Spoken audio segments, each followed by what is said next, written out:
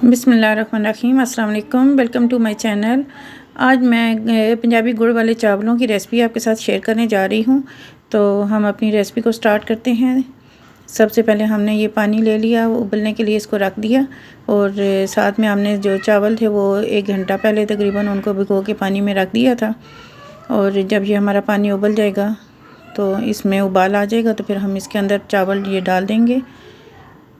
चावलों को हमने इसके अंदर उबाल लेना है। इतना उबालना है कि 1 कनी चावलों की रह जाए।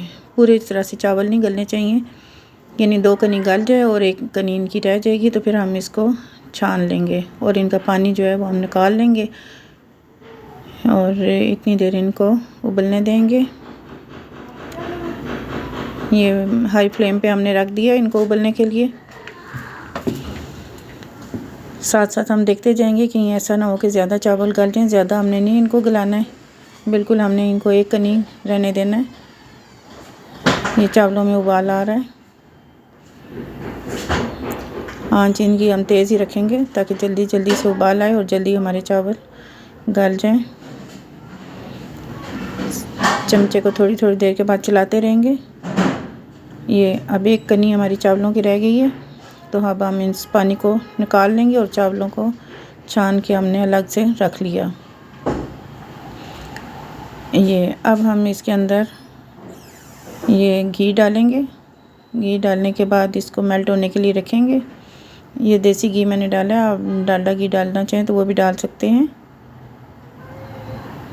जब ये घी हमारा मेल्ट हो जाएगा तो मैंने साथ में गुड़ ले लिया। जितने चावल लिए उससे तकरीबन 1.5 गिलास मैंने ज़्यादा ले लिया उससे गुड़ का, और गुड़ को मैंने पानी डाल के उसका शीरा बना लिया।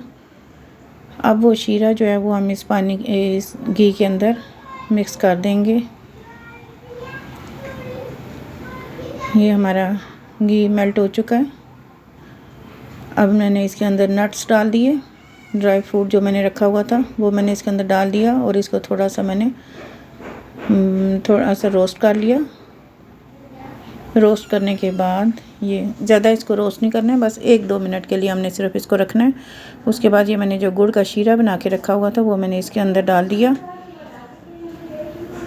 ये गुड़ का शीरा डाल दिया। तकरीबन अगर मेरे पास 1 गिलास चावल है तो मैंने 1.5 गिलास गुड़ का डाला है और उसमें 1 गिलास पानी का डाल के उसको मैंने शीरा बना लिया। ये मैंने शीरा तैयार कर लिया था और पहले ही से तैयार करके रखा हुआ था। इसको जैसे ही मैंने इसके अंदर डाला तो ये चूँकि पहले से गर्म था तो मैंने इसके अंदर साथ में ही चावल भी डाल दिए और इनको अच्छे तरीके से अब मिक्स करेंगे। ये इस शीरे के अंदर मैंने चावलों को मिक्स कर लिया। अच्छे तरीके से इनको मिक्स करने के बाद हम इनको दम पे लगा देंगे, बिल्कुल दम वाली आंच पे।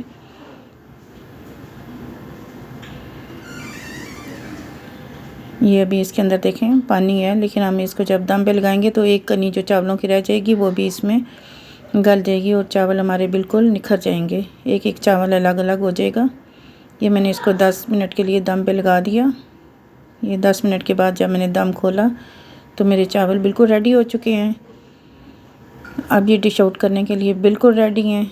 तो हमारी रेसिपी आपको अगर अच्छी लगी है तो इसको लाइक और शेयर ज़रूर कीजिए, और अगर हमारे चैनल पर आप नए हैं तो प्लीज़ इसको सब्सक्राइब करना मत भूलिए। नेक्स्ट रेसिपी में आपके साथ दोबारा मिलते हैं, तब तक के लिए अल्लाह हाफिज़।